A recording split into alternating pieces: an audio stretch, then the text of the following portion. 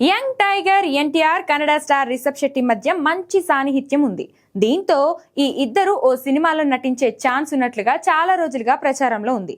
ఇటీవలే వచ్చిన కాంతార ఫ్రీక్వెల్లో ఎన్టీఆర్ నటిస్తున్నాడనే వార్తలు కూడా వచ్చాయి. కానీ అదంతా ప్రచారానికే పరిమితమైంది.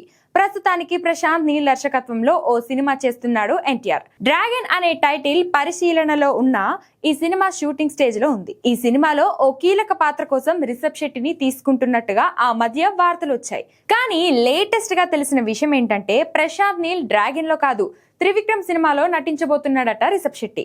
ఎన్టీఆర్ త్రివిక్రమ్ కాంబోలో భారీ మైథలాజికల్ ప్రాజెక్ట్ ప్లాన్ చేస్తున్న సంగతి తెలిసిందే.